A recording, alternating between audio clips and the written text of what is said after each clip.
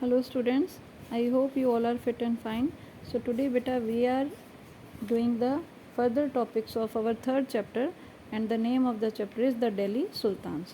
So today we are starting the topic from garrison town to empire, the expansion of the Delhi Sultanate. तो बेटे किस तरह से दिल्ली सल्तनत ने अपना विस्तार गैरिसन टाउन से लेके पूरे एक एम्पायर तक किया, this we will read in this paragraph.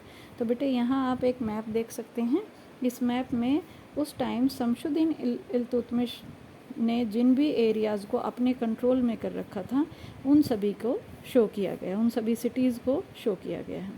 So in the early 13th century the control of the Delhi sultans rarely went beyond heavily fortified towns occupied by garrisons. तो बेटे गैरिसन्स उस टाइम पे वो प्लेसेस थी जहाँ पर जो सैनिक होते हैं उनकी टुकड़ियों को रखा जाता था. तो ये किलेबंदी करके रहते थे. तो ऐसे जो फोर्टिफाइड एरियाज़ थे 13th सेंचुरी की स्टार्टिंग में जो दिल्ली के सुल्तान थे वो इन एरियाज़ पर अपना कब्ज़ा नहीं कर पाए थे. The sultan seldom controlled the hinterland of the cities and were therefore dependent upon trade, tribute और प्लंडर फॉर सप्लाईज. और ऐसे ही बेटा जो हिंटरलैंड्स थी, मतलब जो एरियाज़ किसी भी शहर या बंदरगाह के आसपास के जो इलाके थे, जो शहर की जितनी भी गुड्स की सप्लाई थी या जो भी बाकी की सर्विसेज प्रोवाइड करते थे उनको हिंटरलैंड बोला जाता था या भीतरी प्रदेश बोला जाता था. तो बेटे जो सुल्तान थे ना तो वो गैरिसन टाउन्स पे कंट्रोल कर पाए थे और ना ही हिंटरलैंड जो थे उन पर भी कंट्रोल नहीं कर पाए थे, जिसकी वजह से उनको सिर्फ अपनी जो व्यापार था या जो टैक्स वो लगा रहे थे या पुरस्कार उनको मिलता था या फिर जो लूट वो करके लाते थे उन्हीं पर उनको निर्भर रहना पड़ता था अपनी जितनी भी ज़रूरत की चीज़ें हैं उनके लिए. So controlling garrison towns in distant Bengal and Sindh from Delhi was extremely difficult. तो उस समय पे बेटे दिल्ली से जो दूर दूर के एरियाज़ थे जैसे बंगाल और सिंध के जो गैरिसन टाउन्स थे उन पर नियंत्रण करना काफ़ी मुश्किल हो गया था. Rebellion, war, even bad weather would snap fragile communication routes. तो कई बार क्या होता था बेटे, जो रास्ते होते थे कई बार वहाँ पर बगावत होती थी या फिर किसी एरिया में युद्ध हो रहा होता था या फिर ख़राब मौसम की वजह से भी कई बार संपर्क जो था वो टूट जाता था क्योंकि उस टाइम पे कम्युनिकेशन फैसिलिटीज़ ज़्यादा नहीं थी. तो इस वजह से बेटे कंट्रोल करना काफ़ी मुश्किल हो गया था. So Delhi's authority was also challenged by Mongols invasions from Afghanistan and by governors who rebelled at any sign of the sultan's weakness. तो उस टाइम पे बेटे जो अफ़गानिस्तान के शासक थे ये उन्होंने जो मंगोल्स थे उन्होंने भी भारत पर हमला करने की कोशिश की दिल्ली पर, और ऐसे ही जितने भी सूबेदार थे वो भी मौका मिलते ही ज़रा सी कमज़ोरी का पता लगते ही विद्रोह करने की तैयारी कर लेते थे. सो द सल्तनत बेयरली सर्वाइव्ड दीज चैलेंजेस. तो अब बेटे इतनी सारी जो चुनौतियाँ थी उन सभी को बड़ी मुश्किल से सल्तनत जो थी इन सभी चुनौतियों से अपने आप को बचाए हुए थी. Its expansion occurred during the reign of Ghiyasuddin Balban, Alauddin Khilji and Muhammad Tughlaq. तो बेटे जो दिल्ली का जो विस्तार हुआ वो किन के शासन में हुआ, गियासुद्दीन बलबन और बाद में अलाउद्दीन खिलजी और मोहम्मद तुगलक. तो इनके शासनकाल में दिल्ली का जो एरिया था उसको बढ़ाया गया. The first set of campaigns along the internal frontier of the sultanate aimed at consolidating the hinterlands of the garrison town. तो बेटे जैसे जैसे एक्सपेंशन किया गया तो सल्तनत की जो इंटरनल फ्रंटियर थी मतलब भीतरी सीमाएं जो थी वहाँ पर अभियान चलाए गए और उनका मेन मोटिव क्या था कि जितने भी जिस तरह से गैरिसन टाउन्स हैं उन पर कोई कंट्रोल नहीं कर पाता, ऐसे ही जो हमारे इंटरनल फ्रंटियर्स हैं मतलब ऐसा एरिया जो किंगडम के अंदर आता है तो इस एरिया को भी बहुत ज़्यादा मजबूत बनाया जाए. During these campaigns forest were cleared in the Ganga Yamuna doab and hunter gatherers and pastoralist expelled from their habitat. तो बेटे ये जो भी उस टाइम पे अभियान चलाए जा रहे थे तो उन अभियानों के दौरान जो गंगा यमुना का जो एरिया है या वहाँ के जंगलों को साफ़ कर दिया गया और जितने भी हंटर्स थे या गैदर्स थे या जितने भी चरवाहे थे उनको उनके हैबिटेट से हटा दिया गया, मतलब उनको उनके रहने की जगहों से भगा दिया गया.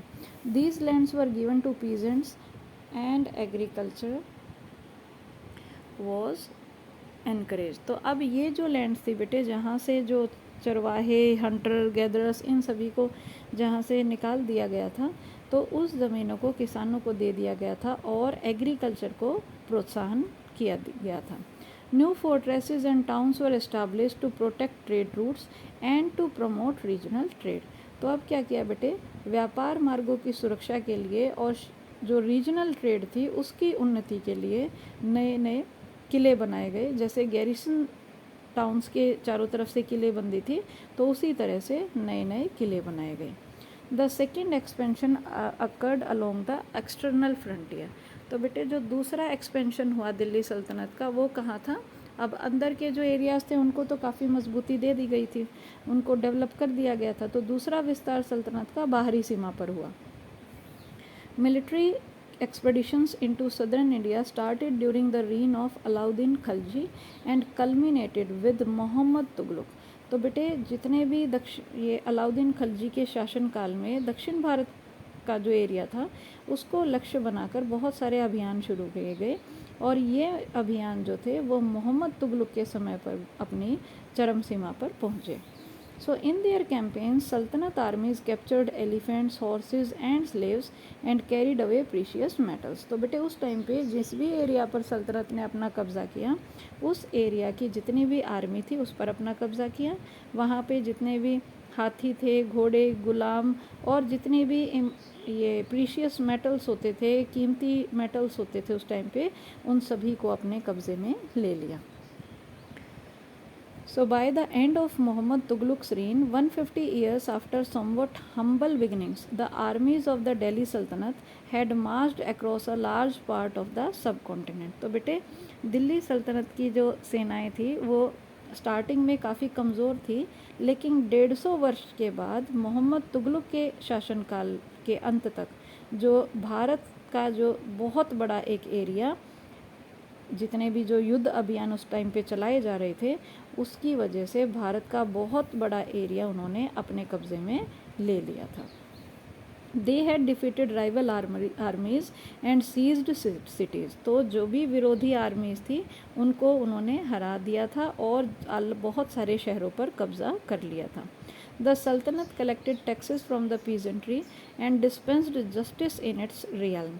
तो अब बेटे जो सल्तनत थी उन्होंने जितने भी सूबेदार थे या जितने भी किसान थे उन सभी से वो टैक्स कलेक्ट करती थी और अपने एरिया में वो जितने भी प्रशासनिक मुकदमे होते थे उनका न्याय सुनाती थी।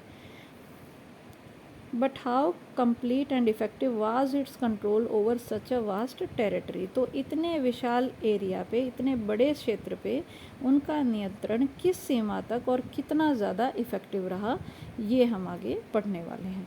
तो बेटे नीचे आप मैप में देख सकते हैं कि किस तरह से दिल्ली से लेके साउथ तक बिल्कुल सभी एरियाज़ पे अलग अलग जो मिलिट्री कैंपेन्स चलाए गए थे उनकी वजह से अलग अलग एरियाज़ पे कब्ज़ा किया गया, और ये अलाउद्दीन खिलजी के टाइम के दिखा रखा है। So moving to the next page. इस पेज में बेटे आप देख सकते हैं यहाँ पे फिगर नंबर 2 जो है इसमें दिखा रखा है कि किस तरह से जो 12th सेंचुरी थी उसमें कुव्वत अल इस्लाम नाम की मस्जिद थी और बहुत सारी मीनारें थी, और ये जो बेटे जामा मस्जिद दिल्ली के सुल्तान द्वारा बनाया गया पहला ऐसा मस्जिद था जो कि शहर में अवेलेबल था, दिल्ली में बनाया गया था। तो ये जो प्लेस यहाँ पे दिखाई गई है बेटा, ये वाली जो प्लेस दिखाई गई है इसको दिल्ली कुन्हा के नाम से जाना गया है, और इसमें मस्जिद भी आपको दिखाई दे रही होगी और यहाँ पे मीनार भी दिखाई दे रही है, और इस मीनार को कुतुबुद्दीन ऐबक ने, इल्तुतमिश ने और फिरोज़ शाह तुगलक ने बनवाया था। नीचे आप देख सकते हैं बेटे एक और आपको मस्जिद दिखाई देगी जिसको बेगमपुरी मस्जिद के नाम से जानते हैं, और ये दिल्ली की जो नई राजधानी थी जिसको जहाँ पनाह बोला गया है वहाँ पर ये बनवाई गई थी। नेक्स्ट पेज पे आप देख सकते हैं यहाँ पे आपको राइट में फिगर 4 में ये एक मस्जिद दिखाई दे रही है जिसको मोट की मस्जिद बोला गया है, और ये सिकंदर लोदी के शासनकाल में उनके मंत्री द्वारा बनवाई गई थी। ऐसे ही फिगर नंबर 5 में बेटे ये जमाली कमाली मस्जिद है जमाली कमाली मस्जिद, जो कि 1520 के दिनों में बनवाई गई थी। तो बेटे ये इतनी ज़्यादा मस्जिदें हमें क्यों शो की गई हैं, क्योंकि इससे पहले वाले पेज पे कुछ इन्फॉर्मेशन मस्जिद से रिलेटेड हमें बताई गई है कि मस्जिद यहाँ पे बेटे a mosque is called a मस्जिद इन अरेबिक। तो बेटे एक जो मॉस्क होती है उसको अरेबी भाषा में मस्जिद बोला जाता है, और ये वो प्लेस होती है जहाँ पर जो मुस्लिम्स हैं वो अपने अल्लाह की आराधना करते हैं, मतलब कि घुटने धरती पे घुटने टेक के और माथा टेक कर वो पूजा करते हैं, जिस तरह से हम टेम्पल्स में जाके करते हैं। और यहाँ पे बेटे जामा मस्जिद जो है वो एक ऐसी मस्जिद होती थी जहाँ पर बहुत सारे मुसलमान इकट्ठे होके नमाज़ पढ़ते थे, और नमाज की जो रस्म थी वो सभी उनमें से जो सबसे ज़्यादा रिस्पेक्टेड या सबसे ज़्यादा विद्वान जो व्यक्ति होता था उसको इमाम के रूप में चुना जाता था। जैसे हमारे मंदिरों में प्रीस्ट होते हैं, पुरोहित पुजारी होते हैं, उसी तरह से उनके इमाम होते हैं जो हर शुक्रवार को नमाज के दौरान उनके धर्म के बारे में उपदेश देते हैं, जिसको खुतबा नाम से जाना गया है। और इन्हीं प्रेयर्स के दौरान जो मुस्लिम्स हैं वो मक्का की तरफ फेस करके खड़े होते हैं। बेटे मक्का दूसरी कंट्री में है और ये मुस्लिम्स का धार्मिक प्लेस है, तो इसी वजह से ये भारत के पश्चिमी साइड पे पड़ता है। तो जब भी मुस्लिम्स पूजा करते हैं तो वो हमेशा पश्चिम की ओर फेस करके पूजा करते हैं। तो मक्का की ओर की जो दिशा है उसको किबला बोला जाता है। तो ये इन्फॉर्मेशन बेटे यहाँ पे हमें इसके बारे में दी गई थी। So now moving to the next topic, a closer look administration and consolidation under the Khalji and Tughluqs. तो बेटे ये हम थोड़ा डिटेल में रीड करेंगे कि किस तरह से खलजी और तुगलुक वंश के दौरान जो एडमिनिस्ट्रेशन था या प्रशासन जो था वो किस तरह से किया जाता था। The consolidation of a kingdom as vast as the Delhi सल्तनत needed reliable governors and administrators। तो उस टाइम पे बेटे दिल्ली सल्तनत जैसा जो विशाल साम्राज्य था उसको संभालने के लिए कुछ ऐसे विश्वसनीय लोगों की ज़रूरत थी, जैसे विश्वसनीय सूबेदार या एडमिनिस्ट्रेटर्स। तो ऐसे लोगों की ज़रूरत थी। Rather than appointing aristocrats and landed chieftains as governor, the early Delhi Sultan, especially Iltutmish, तो बेटे जो इल्तुतमिश थे उनके शासनकाल में क्या किया गया कि वैसे तो जितने दिल्ली के जितने भी बड़ी बड़ी पोस्ट हैं तो वहाँ पर बड़े बड़े जो रईस लोग थे या जो मुखिया होते थे जिनके पास ज़्यादा ज़मीन होती थी, ऐसे लोगों को गवर्नर लगाना चाहिए, जो कि ज़्यादातर पहले के सुल्तानों के टाइम पे होता था। लेकिन स्पेशली इल्तुतमिश के टाइम पे क्या हुआ बेटे, he favoured their special slaves purchase for military services called bandaga in Persian. तो अब उन्होंने क्या किया कि जो ये बड़ी बड़ी पोस्ट थी इन पे इन्होंने जो स्लेव्स ये दूसरी एरियाज से मिलिट्री सर्विसेज के लिए सेना की सर्विसेज के लिए सैनिक सेवा के लिए खरीद के लेके आते थे, तो उनको बेटे पर्शियन भाषा में बंदगा बोला जाता था। तो इल्तुतमिश के टाइम पे बेटे ऐसे जो स्पेशल स्लेव्स थे उनको इन बड़ी बड़ी पोस्ट पे बिठाया गया। तो इन गुलामों को फ़ारसी में बंदगा बोला जाता था बेटे, और इनको सैनिक सेवा के लिए ख़रीदा जाता था। लेकिन जो इल्तुतमिश थे इन्होंने अपने जो गवर्नर्स थे या अपने जो चीफ थे उनके स्थान पर अपने विशेष जो गुलाम थे उनको सूबेदार नियुक्त करना ज़्यादा पसंद किया। तो इस वजह से they were carefully trained to man some of the most important political offices in the kingdom. तो जो स्लेव्स थे बेटे, जो बंदगा थे, उन्हें राज्य के बहुत ही महत्वपूर्ण राजनीतिक पदों पर काम करने के लिए बड़ी सावधानी से उनको ट्रेनिंग दी जाती थी। Since they were totally dependent upon their master, the Sultan could trust and rely upon them।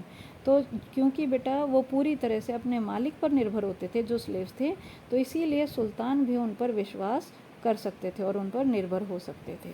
तो बेटे इतनी बड़ी सल्तनत को बचाए रखने के लिए उन्होंने क्या किया, जो स्लेव्स थे उन पर ट्रस्ट किया और उनको बड़ी बड़ी पोस्ट पर बैठा दिया। So now next moving to next page, slaves rather than sons. तो बेटे यहाँ पे एक टॉपिक दे रखा है कि सुल्तानों को सलाह दी जाती थी कि अगर वो अपने गुलामों को बहुत अच्छे से पालेंगे, पोसेंगे, आगे बढ़ाएंगे, तो उनकी देखभाल करेंगे, तो वो उनके बेटों से भी ज़्यादा बढ़कर उनका साथ देंगे। तो इस वजह से जो स्लेव्स थे उन पर ज़्यादा भरोसा किया जाता था। So the Khalji and Tughlaq continued to use बंदगा and also raised people of humble birth who were often their clients to high political positions। अब बेटे खलजी और तुगलक शासक दोनों ने जो बंदगा थे उनको हायर पोस्ट पे उनको अपॉइंट करते रहे, और साथ ही जो लोअर कास्ट के जो लोग थे जो उन पर डिपेंडेंट रहते थे उनको भी उन्होंने ऊंचे राजनीतिक पदों पर बैठाया।